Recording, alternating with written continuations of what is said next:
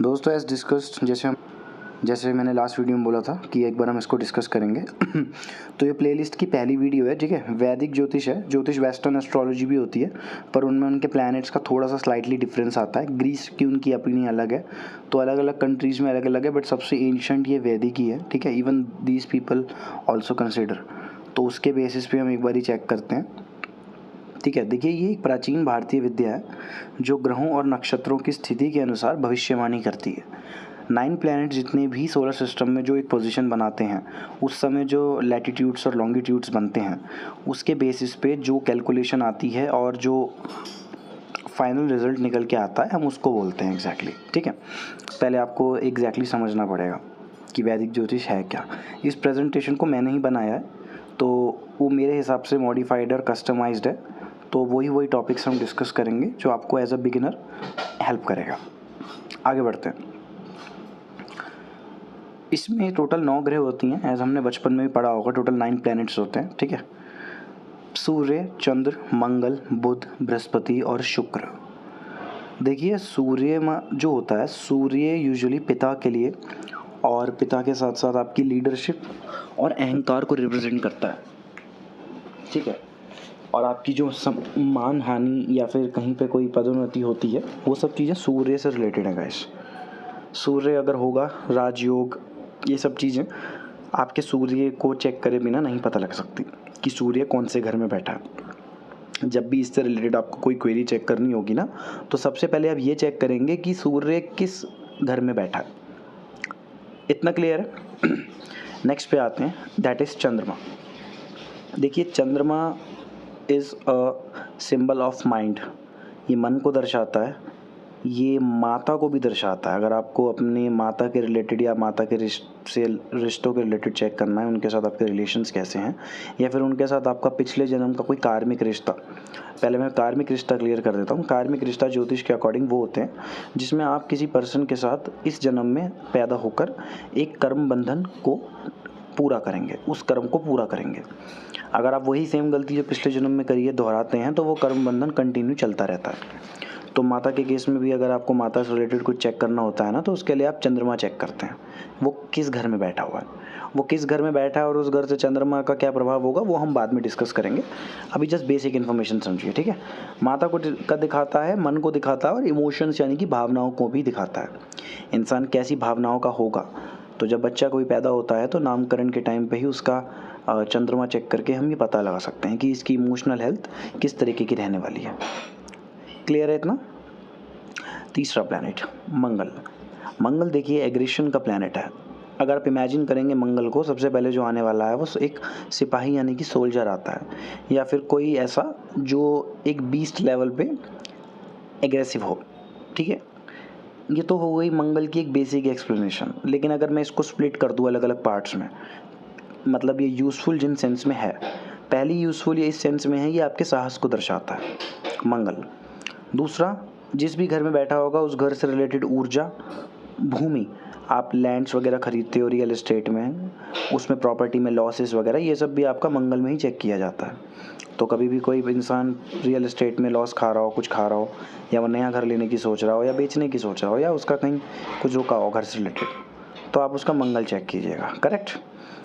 एक और होता है आपका भाई। एक ब्रदर्स के बारे में भी मंगल आपको काफ़ी अच्छी खासी नॉलेज देता है, because Mangal is a planet of team up and aggressive. तो कहीं ना कहीं आप भाई के साथ का भी जो है अपना चेक कर सकते हैं। नेक्स्ट वीडियो में हम चीज़ें और भी डिस्कस करेंगे। अभी कुछ प्लैनेट्स रह गए हैं, जैसे कि बुध प्लैनेट। बुध प्लैनेट देखिए आपकी बुद्धि, वाणी और व्यापार को रिप्रेजेंट करता है। ये प्लैनेट बहुत अंडररेटेड है। लाइक लोग आते हैं और बहुत सी चीज़ें चार्ट में चेक कर लेते हैं, कार्मिक चेक कर लेंगे, सैटर्न देख लेंगे, लव लाइफ देख लेंगे, बट वो बुध को कभी चेक नहीं करते हैं। सन मरकरी जब एक साथ बैठते हैं, just for your general knowledge, जब सन और मरकरी, सूर्य और बुध एक साथ बैठते हैं तो एक योग बनता है, बुध आदित्य योग। वो योग इतना अच्छा योग होता है कि उस योग में आपकी एजुकेशन या आप जिस भी फील्ड में with the help of knowledge जाने की कोशिश करेंगे तो आपको बहुत सपोर्ट करता है। बुध आपके इंटेलेक्ट का प्लैनेट है, तो ये भी दिखा देता है कि एजुकेशन में भी कौन सी फील्ड में पढ़ के आप सबसे ज़्यादा अपना पोटेंशियल अचीव कर सकते हैं। तो अपने पीक पे अगर जाना है तो अपने बुध को ज़रूर चेक करें, क्योंकि पढ़ाई तो एट द एंड करनी होती है, बट ये नहीं पता होता कि किस सब्जेक्ट को परस्यू करें। क्लियर है इतना? व्यापार भी अगर आप कोई करते हैं तो बुध को चेक करना बहुत ज़रूरी है, क्योंकि व्यापार शुरू करने से पहले आप फील्ड चूज़ करते हैं और फील्ड चूज़ करने से पहले आप एक बार उससे रिलेटेड सब्जेक्ट को उठाते हैं। नेक्स्ट प्लैनेट बृहस्पति, गुरु। गुरु प्लैनेट ज्ञान, धर्म और धन और शिक्षक का प्लैनेट है। ये चार चीज़ों के इर्द गिर्द ये घूमता रहता है, ठीक है। तो गुरु के प्लैनेट से ना आपको एक तो ये भी पता चल जाएगा कि कौन सी डिवाइन एनर्जीज आपको पूरी लाइफ प्रोटेक्ट करेंगी, क्योंकि गुरु का प्लैनेट आपके पिछले जन्मों से जो आपने जिन जिन तरीके की स्पिरिचुअल प्रैक्टिसेस करी हैं, आध्यात्मिक चीज़ें करी हैं आपने, उससे रिलेटेड देवी देवता जो भी आपके साथ प्रसन्न हैं वो हर जीवन में आपका साथ देते हैं। तो फेमिनिन एनर्जीज़ जो होती हैं या मैस्कुलिन एनर्जीज़ जो भी हैं आपके गुरु के थ्रू पहचानी जा सकती हैं, ठीक है। धन आपके पास कितना रहने वाला है, एक नंबर तरीके से, क्योंकि गुरु एट दी एंड लीगल चीज़ों का प्लैनेट है, तो आप एक नंबर तरीके से एथिकल वे में तमीज़ से एकदम इज्जत से जो धन कमा सकते हैं वो गुरु में बहुत अच्छी तरीके से देखा जा सकता है। किस लेवल तक का धर्म आपको फॉलो करना है, सबके लिए धर्म अलग है। लाइक फॉर एग्जांपल कोई पर्सन जिसका धर्म है कि उसको अपने मदर फादर के डेब्ट्स क्लियर करने, कर्जे क्लियर करने।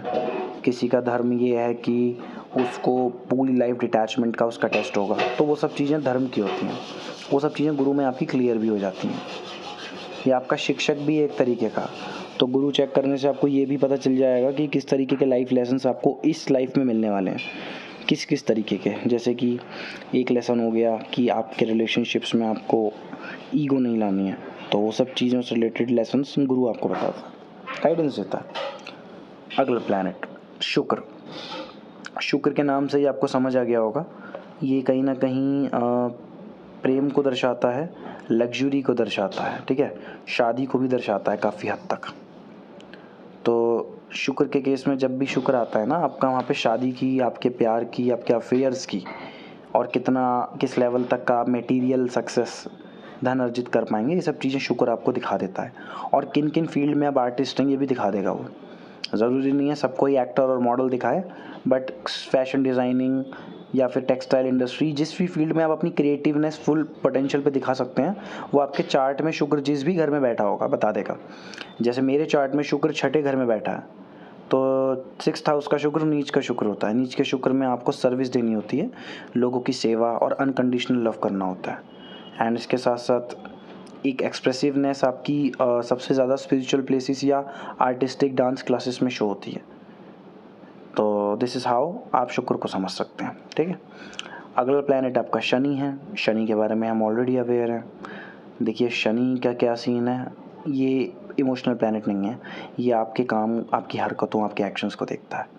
शनि क्या करते हैं, शनि सॉर्टेड है बिल्कुल।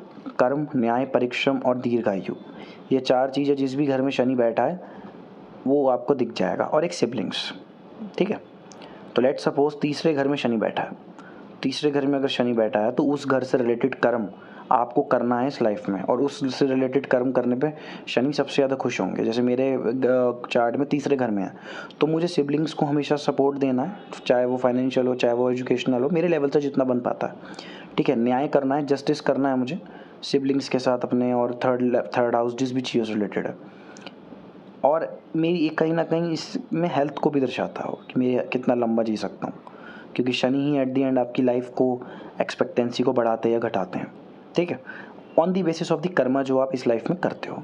शनि को कोई ऐसी कोई इंटेंशन नहीं होती पर्सनली कि आपकी लाइफ को कम कर दें या बढ़ा दें, बट आपके कर्मास जो होते हैं उनका हिसाब किताब होने पे आप लेट सपोज आप 70 साल जीने वाले, बट आपके कर्म अच्छे नहीं हैं, तो शनि उन कर्मों का हिसाब किताब करके may be the person will die at 55 age पर दी दशास। वो दशा हम बाद में डिस्कस करेंगे, ठीक है। अगला पढ़ते हैं राहु। देखिए Rahu means illusion, illusions means कलयुग में जो मेन प्लैनेट है जो डोमिनेट कर रहा है वो राहु ही है, ठीक है। छल, भ्रम, अचानक लाभ हो जाना, कहीं से आपको प्रॉफिट हो गया, एकदम से पैसे आ गए, कहीं से आप जॉब कर रहे हो 25,000 सैलरी की, एंड आपको पैसे आ रहे हैं अराउंड 40 to 50,000, कहीं ना कहीं से कोई शॉर्ट तरीके से कमाने वाली जो मनी है वो राहु दिखाता है, ठीक है। जिज्ञासा आपकी बढ़ा देता है, राहु की ये खासियत है, वो जिज्ञासा बढ़ा देगा। अगर आपको बुक्स में बहुत इंटरेस्ट है, आपकी बुक्स में नॉलेज, वो क्यूरोसिटी बढ़ा देगा। लेकिन इसका एक डिसएडवांटेज ये है कि राहु क्यूरोसिटी तो बढ़ा देगा, पर ये नहीं बताएगा कि रुकना कहाँ पर है। तो बहुत से केसेस हैं कि आप अपनी क्यूरोसिटी इतनी बढ़ा लो कि आप इतना ज़्यादा क्यूरोस हो जाओ, मे बी ये आपकी लस्ट को भी बढ़ा देता है। तो हो सकता है आप लस्ट को जहाँ समझने के लिए आपने स्टार्ट ऐसे किया था कि आप सिर्फ समझना चाहते हो ये एनर्जी क्या है, एक्सपीरियंस करना चाहते हो किसी पार्टनर के साथ या किसी भी कैजुअल रिलेशनशिप में, बट ये इस लेवल पे चला गया कि आप अब इससे एडिक्ट हो गए हो। तो राहु उन प्लैनेट्स में से एक है। Ketu last planet. देखो केतु क्या है, स्पिरिचुअलिटी का प्लैनेट है। गुरु गाइड करते हैं और केतु आपको डिटैच करता है।